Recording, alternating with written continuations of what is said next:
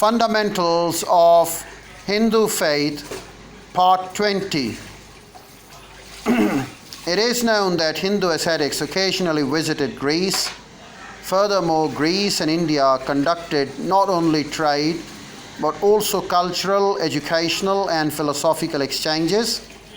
The most striking similarity between Greek and Indian thought is the resemblance between the system of mystical gnosis, esoteric knowledge described in the Enneads of Neoplatonic philosopher Plotinus 205-270 before Christ, and that of the Yoga Sutra attributed to Patanjali, an Indian religious teacher sometimes dated in the 2nd century CE.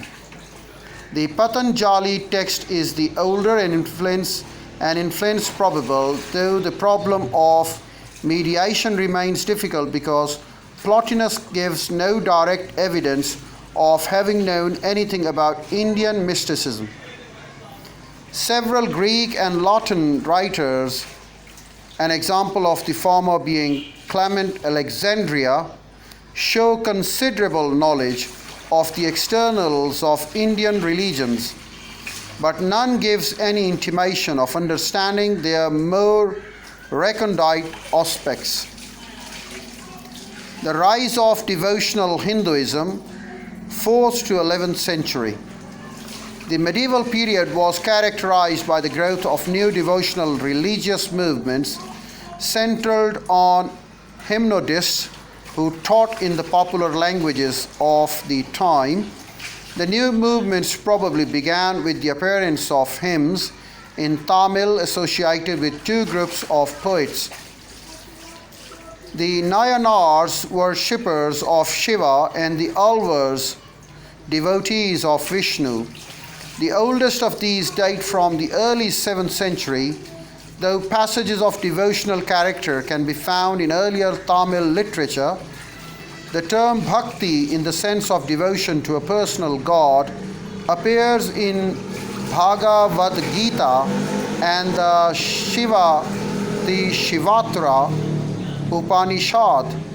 In these early sources, it represents a devotion still somewhat restrained and unemotional. The new form of bhakti associated with singing in the languages common people was highly charged with emotion and the mystic fervor. And the relationship between worshipper and divinity was often described as analogous to that between lover and beloved.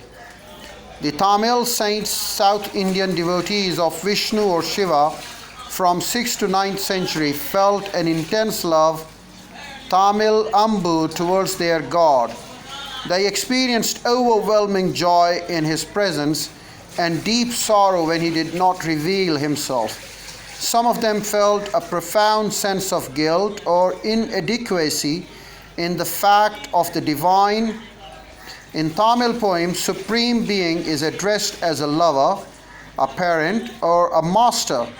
The poets traveled to many temples, many of them located in southern India, singing praises of the enshrined deities. The poems have a strong ethical content and encourage the virtues of love, humility, and brotherhood. The ideas of these poets spreading northward probably were the origin of bhakti in northern India. The devotional cults further weakened Buddhism, which had long been on the decline.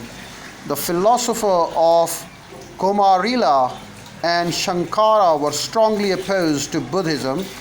In their journeys throughout India, their biographies claim they vehemently debated with Buddhists and tried to persuade kings and other influential people to withdraw their support from Buddhist monasteries.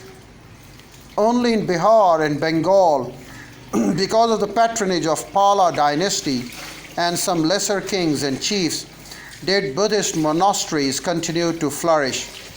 Buddhism in eastern India, however, was well on the way being absorbed into Hinduism when the Muslims invaded Ganges valleys in the 12th century.